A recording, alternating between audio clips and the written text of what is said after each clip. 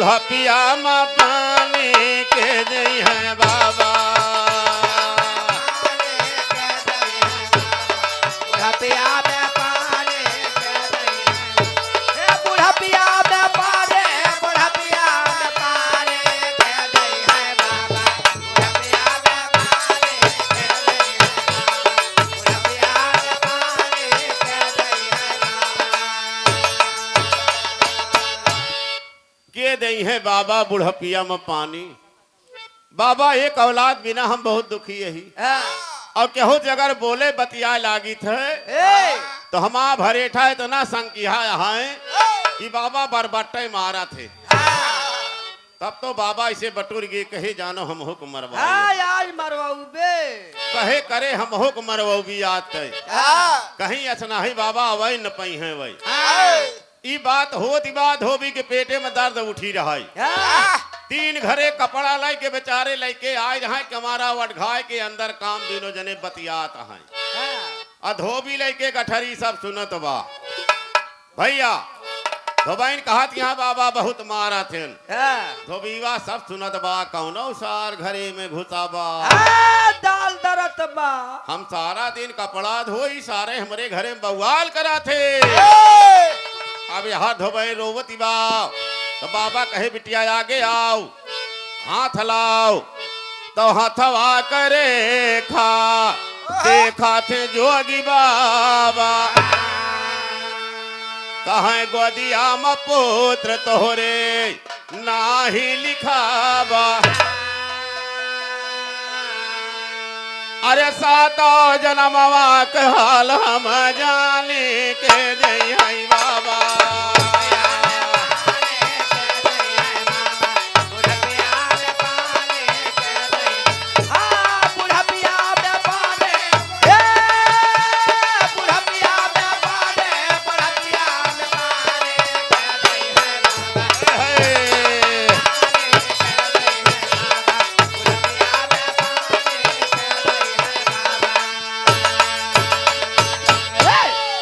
बाबा हाथ उल्ट पुल्ट के देखे धोबाइन कहे बिटिया तोहरे 7 जन्म में लड़का ना लिखा।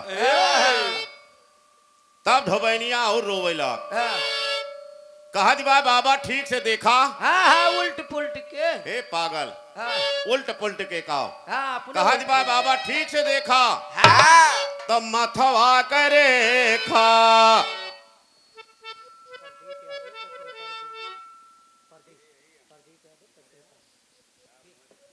प्रदीप यादव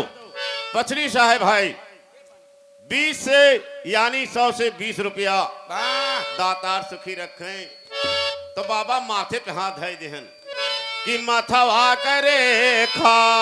देखा थे जोगी बाबा कहीं गोदिया में पुत्र कतौ नाही लिखाबा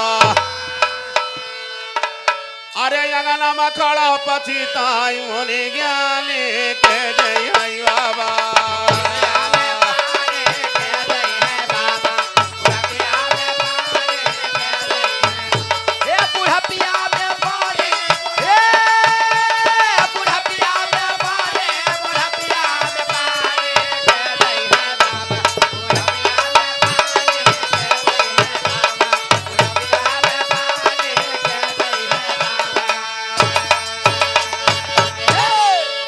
बाबा कहे तनी बिटिया मेहनत की तकरे करम महये ना तो काव करी हम खड़ा हो गए कहे बिटिया हम जात हैं तोहरे करम में लड़का ना लिखा धोबानिया कहे बाबा 2 मिनट रुक जा बस 2 मिनट फिर बाबा बैठ गए धोबाइन गई बकायदे एक ही गिलास लेके आई कहीं सुन लिया बाबा तू ब्रह्मा का लड़का है ना ई गिलास देखा था कहे हाँ कहा बा हमका लड़का चाहिए कि हमारी गोदी मनाई दे ब्याललानवा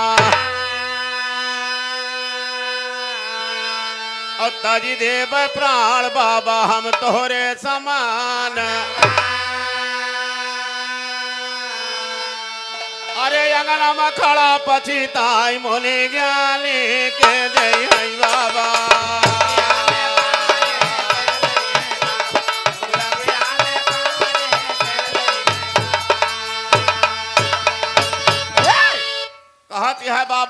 लड़का दिया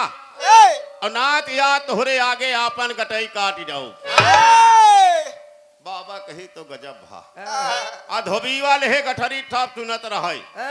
सोतद बा जाना हमा धोबैनी उमर जाए। हाँ हाँ आज बिना मेहरारू खो जाओ। उठाए के गठरिया वही डुढ़ैया भाई भाग जा धोबैन के काने आवाज गए कहा बाबा बाबा कहना कहीं बाबा हमा धोबीवा आई गया। हम केहू बोलत बतिया देखत बहुत मारत बाबा कहे करे पगली यही तो कहत रहे जवन पूछे कोहे बहरे पूछ ले तो का करे घरम बुलाए है। अब भैया बड़े संकट में नाव पहुंच गए। धोबैनिया गए जल्दी बल्दी में खेलाई साड़ी लाल लाल कहे बाबा बाबा कहे हाँ कहीं बाबा यह साड़ी पहन लिया। अब बड़ा के घूंघट काट लिया जवन दाढ़ी दिखात के दिखाए ना घूंघट काट के वही कंडी वाले भीतर में जाके लुकाई जा चुके। हम जात यही एक लोटा पानी लेके बेना ओना हाकब और जैसे बाबा मौका मिले दरवाजा खोल दे बेगदुई। लेकिन अब बाबा के शंका तो समाई गए। साड़ी लेके गए वही जहाँ कबाड़ गंजा रहा जोने भीतरे में वही में बाबा गए धोती लपेटा मारन बीसन प्लेट धोती लपेटब चालू कहे बाबा रोवत है कि हमार पिता कहे रहे बेटवा पूर्व जाया पश्चिम जाया उत्तर जाया लेकिन दक्षिण ना जाया। आज अपने बाप के कहा माने हुई तीन नौबत हमार न आवत।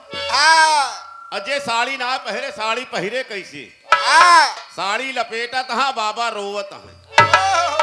नारद भगवान लेकिन कैसे कि है